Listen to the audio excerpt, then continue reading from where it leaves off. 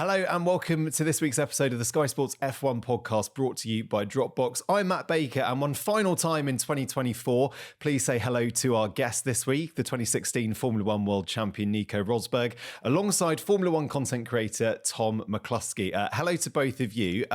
Nico, what a weekend out in Abu Dhabi. I want to quote one thing you said this weekend back at you, right? One of the most thrilling Formula One seasons of all time. I think it's kind of hard to argue against that, isn't it, this season? So hi, Matt. Hi, Tommo. Hi, everybody who's listening. Great to be back on the show. And no, absolutely. I mean, it was such a thrilling season. We had 7 multiple race winners, if I'm not mistaken. We went to every race. We had no idea who was going to win. One time it was Mercedes. One time it was Ferrari, McLaren, then Red Bull again. Incredible turn of events. I mean, I don't think it's ever been so... Even though, of course, yes, you had the World Championship, you had Verstappen, but even the World Championship was really wide open at one point. Like, Verstappen was really scared that he was actually going to lose it because since Imola, he didn't have the fastest car anymore. And Lando was flying. So it's quite miraculous and really testament to Verstappen's brilliance that he really managed to carry this championship home and close it off so early also. Because McLaren and Lando were just faster and stronger, you know, so it was really phenomenal. So even that was exciting because we thought like it would go to the wire. So everything was just thrilling. It certainly was. Look, straight in there, Tommo, do you agree? Best season for a long time, 2024? I mean, it's got to be up there, isn't it? And I think finally we've had these regulations, which, you know, when they first came in 22, there was a bit of skepticism and understandably so, ground effect for the first time since the 80s. And now we're at a point where you've got 4 cars going into 2025 next year, which, I mean, if we think 24 is going to be good, surely 2025 is going to be unbelievable, right? Because you've got the McLaren that's like the best all-rounder. Ferrari, front limited, you know, struggles to get its tyre temp. Mercedes the opposite, rear limited, can get tyre temp really quickly, and then the Red Bull's stiff as anything. So you've got 4 slightly different permutations of F1 car that are, you know, that excel at different tracks as well. That's what I kind of like about this. You really don't know. I mean, Mercedes certainly, because they seem to be going into unknown more than any other team at any given weekend. But yeah, you just don't know going into each race around each track, depending on ambient conditions and all that. Any one of these 4 cars can be fastest. And then you've certainly got at least 6 drivers of those top 4 teams going into next year. Obviously, there's question marks about the second Red Bull seat, and obviously Kimi Antonelli, you know, Junior coming in. There's always going to be question marks around him, but you've got 6 drivers that you can make a good compelling argument for being World Drivers Champion in 2025. So yeah, I think the sport's in a pretty phenomenal place right now, I've got to say. I agree. Here. More. Well, it's less than 100 days to go till next season, so you don't have to wait long to see the cars back on track. And here's what's coming up on the podcast today. We're going to keep it super simple because as far as I'm concerned, there's 2 massive topics from this weekend. The first being McLaren's first constructors title in 26 years. We'll look at how they did it. And then we're also going to talk about Lewis Hamilton's final race with Mercedes. Actually, a really good Sunday for him, wasn't it? Started 16th, finished 4th. So bit of Lewis magic to finish off his time at Mercedes. Let's start by talking, though, about McLaren. As I say, that first Constructors' Championship in 26 years. Nico, I was having a bit of a stalk. You popped up on my LinkedIn the other day, and you were talking about your experience in 2016 of pressure going to that final race. And you were saying your leg was trembling. You had all that pressure on your shoulders. And I just wonder, looking at what happened to Lando Norris, we had Oscar Piastri obviously getting booted out with Max Verstappen on the opening lap. All of that pressure, a whole year, a whole season kind of came down to whether or not he could win that race on Sunday, and he delivered. How impressed were you with that performance from him? He has shown raw speed on a level, I would say, with the best. So even with a Max Verstappen. So the raw speed is there. It's very, very phenomenal. And it's world champion-like. Where we've still seen a little bit of issues for him is he has some inner demons in his mind, which results in the one or other mistake also. Like the most notable was really Singapore, where he was leading the race for 20 seconds. And 2 times he almost crashed out. That was to the extent that it was even a bit strange that it was so extreme.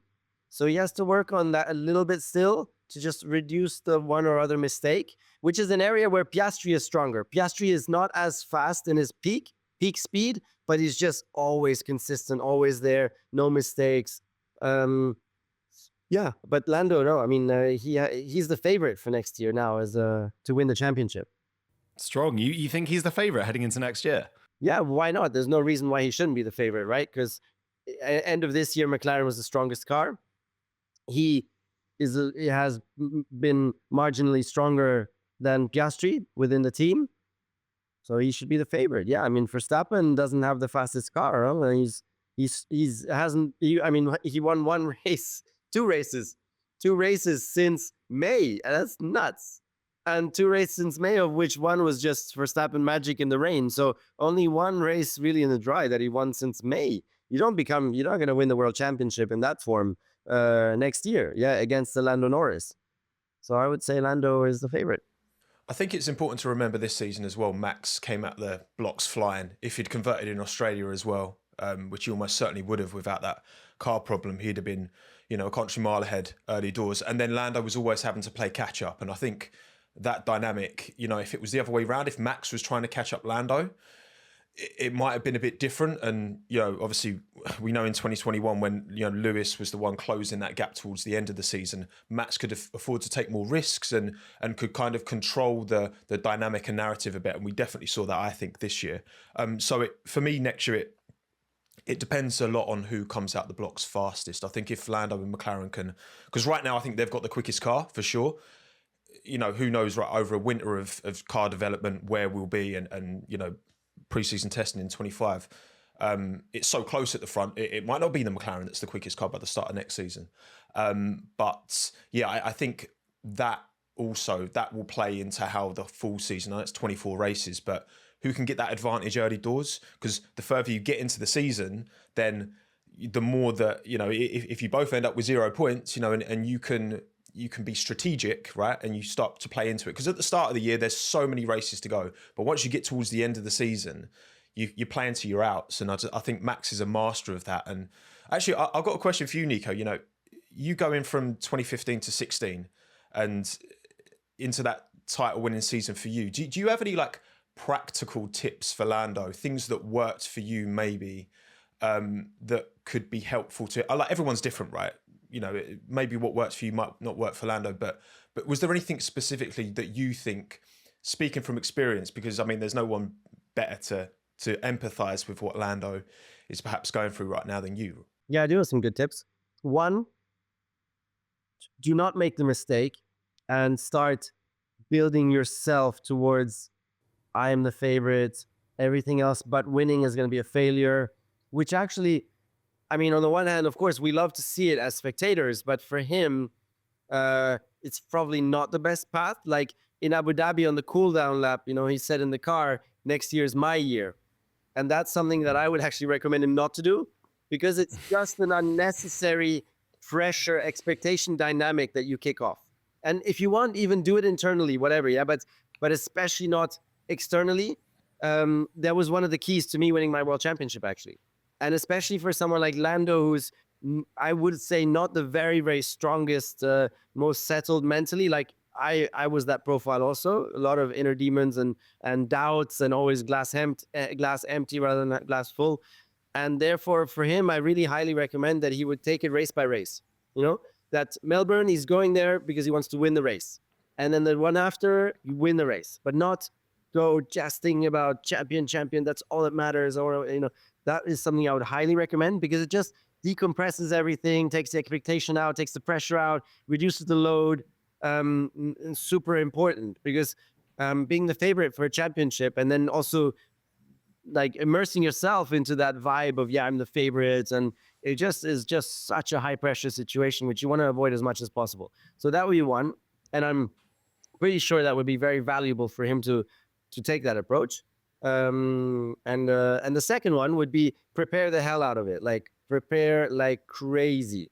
This is, you never know in F1 when the next opportunity comes to be world champion. True. You really never know, because you depend so much on your team. And we know that the regulations are changing in 26 in the biggest way they've perhaps ever changed in Formula One. It's just crazy. So literally the team that's first could be like almost last in the year afterwards if you just get it completely wrong. It's just going to change so much. So you never know when your next chance comes to be world champion. And therefore, prepare the hell out of it. Every single detail, whether it's physical, mental, take a mental coach, psychologist. I did as well. Everything with a team. Keep driving during the winter. Keep go-karting. Keep your skills active. Just everything possible. That would be the other recommendation. What do you guys think? Good recommendations or not? Well, I feel like you're best placed. I don't know if me and Matt have got much to add. As the only Formula One world champion here, Nico, I'm probably going to back you to know best. Yeah, probably. I think that's a safe bet. I think very sound advice. The couple of things I want to pick up on there. The winter break is really short, Nico, isn't it? I mean, it would say less than 100 days till we're back racing again. So actually, when you break it down, and I kind of want to get on to talk about Lewis Hamilton with what his winter's going to look like when he goes to Ferrari. But kind of similar question, but in the case of Lando, how do you split that time? Because it's not long at all, is it? To the time you take a holiday, you come back and then you're in training and the season begins. It is pretty insane. The intensity and the length of a Formula One season now. It's very insane. And now they still have to do PR stuff. McLaren just became constructors champion. So they'll still have like at least, I would say, 2 weeks of stuff now. All the sponsors, team celebration, just goes on and on. So it's not like they're on holiday already. And then you're almost at Christmas already. Holiday starts Christmas. Literally you have, Christmas, you probably can take 2 weeks where you just really don't think about it at all. And just really just have your Christmas cake and family and even reduce your training, whatever. But then you have to hit the ground running again. You have to fully load up your training in January, fully get into it again, start working with the engineers, start doing simulator work at some point. When is the first test? It's in February. What is it? Towards the end of February or what? Or when is the first test? Yeah, it'd be end of Feb. I don't know the exact date. So maybe you have the whole of January where you can still at least stay at a distance, but you do have to do your physical training. And then in Feb, you start doing sponsors again, simulator work, working with the engineers on the new car, like new concept, what's going on there. So you don't have much time, and that it is very, very intense. I want to talk also about the relationship with Max, and I just wonder, as we look ahead to next year, Nico, in particular, that relationship with Max, and if they are going for another championship battle, in relation to how George Russell over the last week or so has managed to get under Max's skin. Let's be honest, Max looks ruffled. Max looks frustrated, and it's definitely got to him in that sense. Do you think Lando needs to refresh that relationship with Max a little bit for next year? Do you think he has to look at it and go, actually, being that friendly with him, maybe for the time being, that's not the right relationship? I think again, I have quite a lot of experience here, but and that's why I think it's just so hard to be friends in a situation like that, especially when you have a rival like Max Verstappen, who is a master of maximizing the gray area. He goes beyond the limit, but just within. Even though actually he's been going above now a couple of times. I mean, we saw him get a couple of penalties also because he's always there on the cutting edge, and it's such a fierce wheel-to-wheel racer. And I think it's fair to say that Lando lost pretty much every single wheel-to-wheel moment that they went together. That's I think there's really maybe not even one, or is there one or two? I don't know. But the large majority, the very, very large majority of wheel-to-wheel racing, Verstappen comes out on top. And that's something where Lando still needs to find his way. Whether it's tightening up the regulations, so on a political front, with the wheel-to-wheel racing regulations, because Max, there's some stuff that Max does which just shouldn't be. It's not right, because at some point you cannot just lunge and expect the other guy to move out the way every time. Like there needs to be a limit that's set, a new limit, I would say. Because at the moment, the regulations just allow him to do these lunges, and the other guy has to move out the way. As long as Max stays on the track, then he's good. And it's just too extreme. So maybe Lando needs to be pushing on that front a little bit just to tighten things up, or just analyze. Prepare the hell out of it. He needs to analyze every single wheel-to-wheel battle that Max Verstappen has been in throughout the whole last 3 years. every single one. The team needs to prepare the snippets of videos and needs to study them and study them and study them and study them to understand what could he do better tactically to beat Max in those situations. So I think that's another probably quite a cool advice, which I would do if I was him. Tommo, should we talk a bit about Oscar Piastri's role in their Constructors' Championship win? Because we shouldn't forget him, and he's played a massive part in that as well. Do you think it's perhaps a coming-of-age season for Oscar, the time when he's really put himself on the map? Yeah, I think Oscar has been himself very positive about his second season, and rightly so. He's seen a big step forward, and I think the fact that you can certainly make an argument that this generation, the caliber of drivers we've got on the grid, Charles Leclerc, Carlos Sainz, Lewis Hamilton, Lando Norris, like these guys, Max goes without saying, right? And Oscar's still managed to get 2 race wins and be up there and be a problem for a lot of these drivers and be a factor in his second season in Formula One. So he has to take that. I think Oscar has, you watched him in Qatar. He didn't make any mistakes, but he was on the raggedy edge all weekend. There were so many potentials, and obviously Abu Dhabi wasn't a great race for him, but partly not his fault, obviously, because of what happened at the start. I think Oscar's still got a bit to work on, for sure. I think Lando is the more complete racing driver right now, but like Nico alluded earlier, I think the approach that Oscar has is so level. He's got Mark Webber in his corner, who's he's speaking from experience, having been Seb's teammate, and winning that kind of off-track duel as much as on-track. And the move he put onto Lando in Monza, like Oscar he's still got a way to go.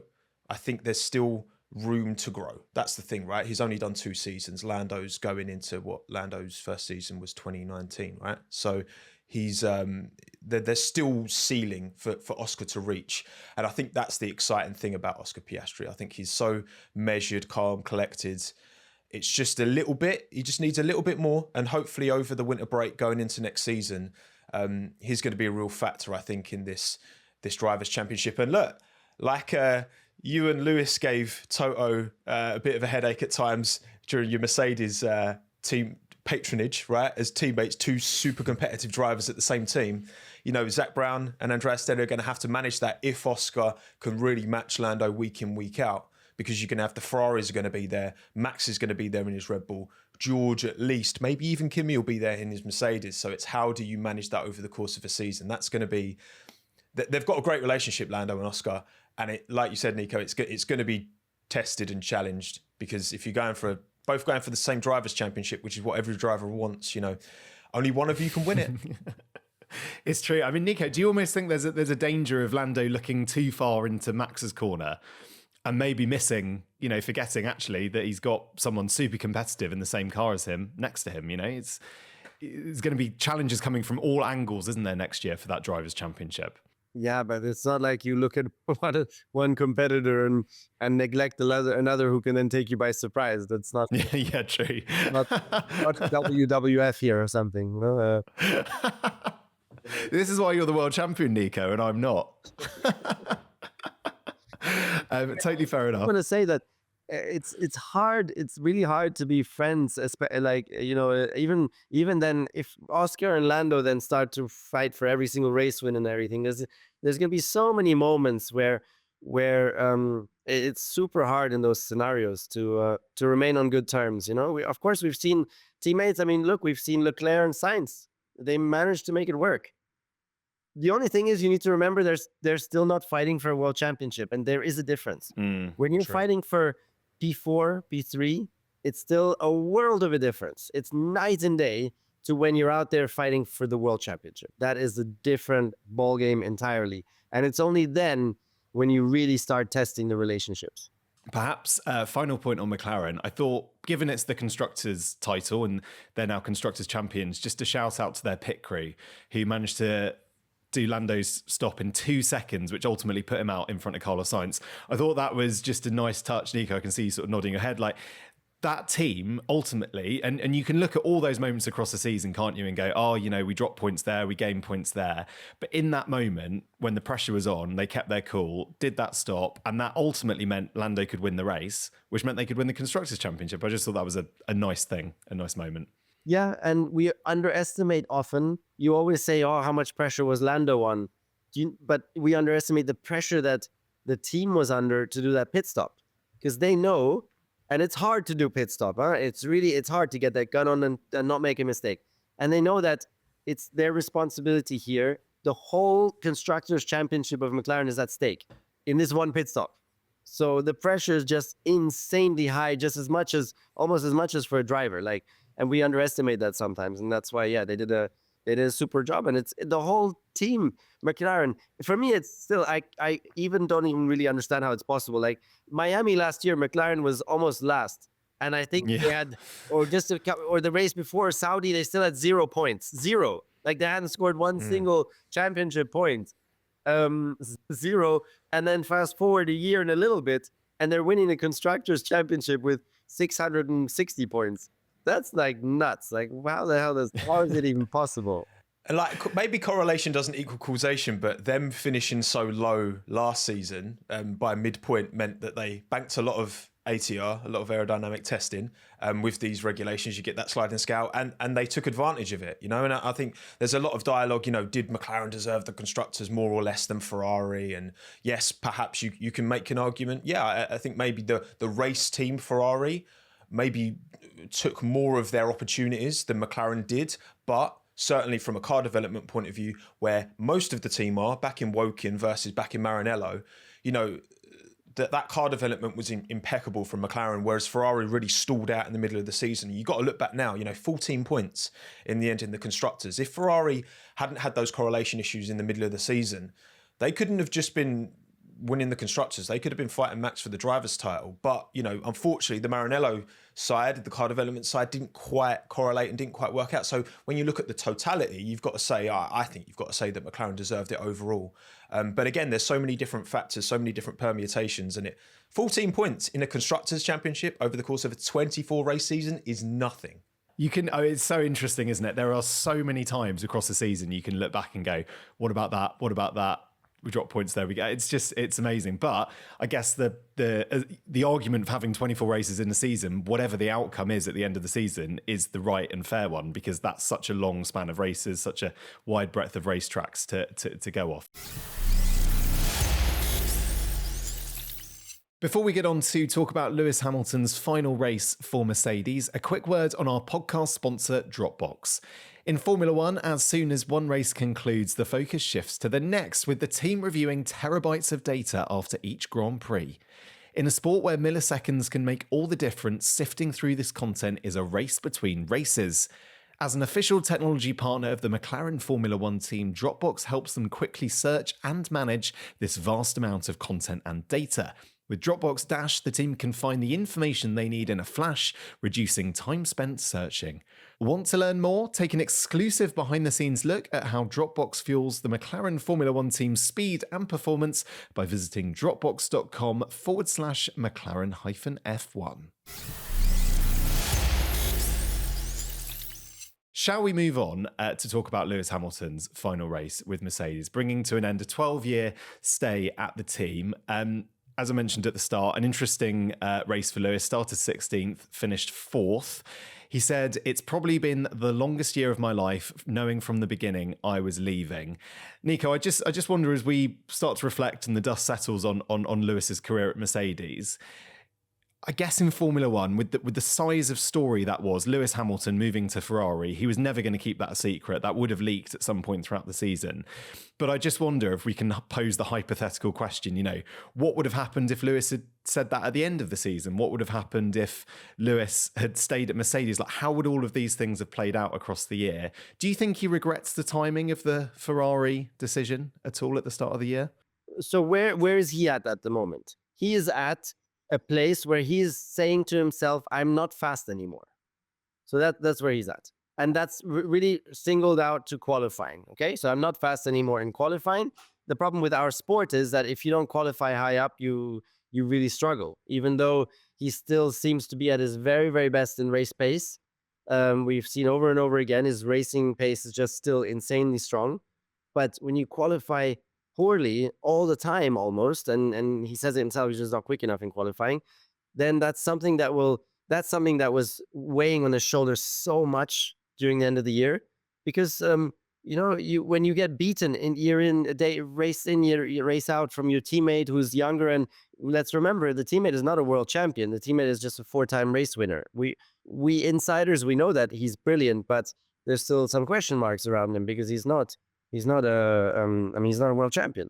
And when you get beaten all the time, and in the case of Lewis, who's statistically the GOAT, then that's really tough. And especially going forward now, he has 2 years at Ferrari, and he will 100% be very, very worried.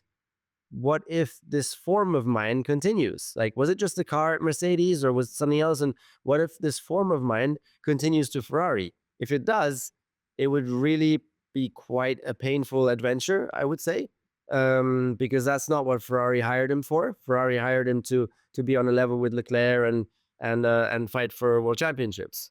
So I think he will be very worried about that, and we can only hope that he finds back to his good old self with a reset at Ferrari and is once again the brilliant driver we know. Tommo, how does this is, sorry, I apologize for asking this question, but I just think it's an interesting debate to have. If he's not going to Ferrari this year, if he's racing for Mercedes next year, how does this season look different, do you think, for Lewis Hamilton? I think it probably does look different, subconsciously or not. When a driver's on their way out and you've got, George Russell is the guy staying. It would have been the same at Ferrari with Carlos Sainz on the move. There's understandably going to be a move towards, right, we need to make sure that we are, developing not just next year's car, but really focusing on our learnings as a team towards the guy who's going to be with us, not just this year, but for the foreseeable future as well. So I'm sure that has, and again, to what extent, it's really impossible for us to say from the outside looking in. And I also think that, and I think we saw this with Esteban, maybe at times with Carlos and certainly with Lewis, a degree of kind of completely understandable kind of insecurity, right? When things aren't going your way, and Esteban struggled at the Alpine and Carlos has struggled at times. Not so much. Carlos has done a really good job this year. And Lewis certainly has struggled, especially over a lap. You're looking for answers, I guess, right? As a driver, you're looking for reasons, and Lewis has always been, qualifying's always been considered as one of these biggest strengths, and where it's not really been that close this year, I'm sure that plays into. I can only try and put myself in his position and be like, well, am I struggling because they're giving car that? Lewis has certainly alluded to feelings that George has got preferential treatment, preferential machinery, in some kind of preference. And look, it's pragmatic for Mercedes to preference George. It just is. Yes, Lewis is a 7-time world champion and been their most successful driver, but they need to look after themselves going forward. Lewis has made this decision to go to Ferrari, and they've got to protect their own interests at the same time. So as much as, yes, of course, Lewis deserves a lot of respect and a lot of appreciation from Mercedes, and I'm sure he gets that, they also need to protect themselves as an organisation, as a racing team, and perhaps they have been favouring George, and if they have, fair enough. No, I'm pretty sure they didn't. I'm pretty sure they didn't favour George, and I think it's one of the best times to see that was Toto's comment in the race 2 days ago. When Lewis came out of the box and he was 14 seconds behind George, he said, so how many seconds? And Bono said 14. And he said, geez, that's far down the road. And Toto came on the radio and said, you can do this, Lewis. This is talking about the teammates. Huh? Lewis, you can do this. Like that, if I was George and I listened back on this, I'd be like, Toto, hey, what's up with that? I mean, you should be neutral here. So that's because they were under a lot of pressure, the team, because of course, a lot of fans, every time Lewis gets beaten by George, a lot of fans are like, oh, this is sabotage. And as you were saying, Tommo, so the pressure was on Mercedes. And I could see for Toto, it was so important to show the world that there was no preferential treatment towards George, that they were fair, because Lewis is the legend, and so it's such a tension on there, and it would have been really, really bad on Mercedes if there would have been any preference going towards George. That's why Mercedes could never allow themselves, and they went to a big extent to actually prove and keep showing that there was no preferential treatment. Fascinating. Yeah, fascinating debate. Part of me wonders if that radio message was a symptom of it being the last race. I don't know if you agree with that, Nico, but yeah, perhaps across the season you could argue that George hasn't received preferential treatment. These F1, they're big organisations, right? And I think for their, in my opinion, for there not to be a single, at any point in that organisation, a single bit of preference or at least foresight for the future of George, right? We want to make sure this car works for George first and foremost ahead of Lewis. I think that is fair enough. And I think two things can be right at the same time, right? I think Lewis, of course, Lewis was going to get that treatment at the end of the season, and rightly so. And I mean, a hell of a move you put on George at the end, by the way. And I certainly don't think George let him past. There's no part of me that thinks George let him past at all, which I know a lot of people say. I don't think that's in George's makeup. But at the same time, I think, again, Mercedes have got to prepare for their own future going forwards, and I don't think it's as cynical as oh whoops, we did put a screw on Lewis's car. But it's just, I think just as an approach moving forward, knowing George is part of the future. Look, the placebo effect is a thing, right? As well, if you think something, just the psychology of knowing Lewis is going to leave at the end of the season, knowing Esteban's going to leave, knowing Carlos is going to leave, etc., etc. It's all going to play consciously and subconsciously into every, the hundreds, if not thousands, of employees at a Formula One team. But I'm just very happy. I'm very, very happy that Lewis ended with an uptick, because it was looking like it was going to be a really, really kind of sad end to an amazing career at Mercedes. And fortunately, he was able to show his class. And like you say, Nico, he's not lost anything over a race distance, no doubt. I remember there was a good quote from Kimi Räikkönen after he retired at the end of 21. And he said, I do feel like I lost a bit of one lap pace towards the end of my career, but over a race distance, it's so much more than just one lap pace. It's tyre management, it's strategy. There's so much more going on, and Lewis absolutely has that. Can he unlock that at Ferrari? Fingers crossed.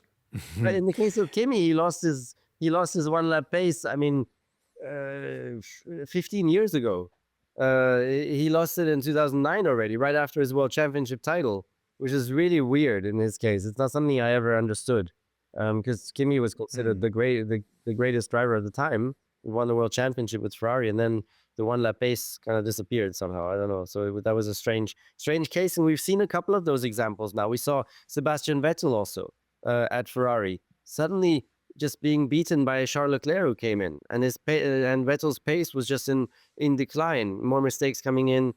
We see it with Daniel Ricciardo as well, because Daniel was on par with Verstappen in their prime at Red Bull. I mean, they were really there. They were close, yeah. Yeah, and then it just kind of drifted away from there. It was the pace also. It was a very strange one. Anyways, back to Lewis. I thought it was an amazing end. It was just perfection. And it's unbelievable that it turned out like that. From the disaster of the Saturday, that they managed to finish with such a spectacular Sunday, which was just perfection, coming through the grid all the way from the back, all the way to fourth, and then catching. And then the big thing is also catching the teammate who started very much really close to the front of the grid, actually, on the last lap with 5 laps to go, and doing a spectacular overtake around the outside. It doesn't get better than that as a send off, and that was amazing to see, and super. I think everybody was so relieved that actually there was such a positive send off in the end, which was not to be expected with the way Saturday went. And Lewis drove a brilliant race. Yeah, it must be said though also in the wording in the radio comms that I believe that they were experimenting with 2 different setups, and I think George, it turns out, was not on the good setup for the weekend. There was that, which again, fair play to George. He really underplayed it and never really made a big thing out of it, and which was the way he had to do it, because it was all about Lewis on that weekend. But I do think that it's fair to mention that. Nevertheless, Lewis did a brilliant job, and and again showed his great qualities. It was amazing to see Bono with the hammer time comment one last time, and it worked. Hammer time was there, one last time to be seen. The legendary hammer time, which led to the greatest partnership of all time between Mercedes and Lewis. So it was really a wonderful ending. Interestingly, also both teammates were on the exact same amount of points, 600 and whatever, 85 or I don't That's know, insane, isn't it? for the last race of the season for over the course of 3 years, and it's insane that it kind of was decided in those last 5 corners. Yeah. After 3 years, now Lewis has the bragging rights, and he can say, "Well, over 3 years, I was the better driver." I think of all of Lewis Hamilton's achievements, that's probably not the one he's going to dine out on. but don't underestimate, because the teammate, you always want to beat your teammate. Always, he's the biggest reference. So don't underestimate. In a driver's mind, it still plays a role. I'll tell you what, though, I've got to give credit to George for him to come into Lewis's Mercedes team and match him on up until Abu Dhabi, like over the course of 3 seasons, to do the job George has done against Lewis in the team where he's won, 6 of his 7 world titles.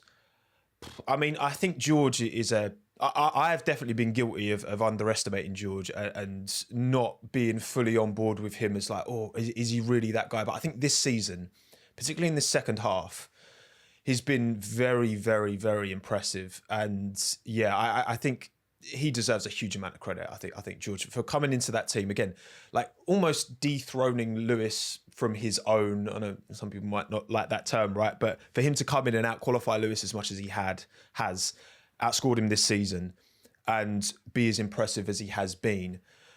If, let's say, I don't know, if Valtteri had stayed at Mercedes and Lewis had maintained that, 70-30 qualifying gap he typically had to Valtteri, would Lewis be leaving? Who knows, right? I think George has come in and just made a real impression, and don't underestimate George Russell going into 2025. I'm seeing a lot of people write him off already, and I'm like, no, I think this guy has got it. This guy really does.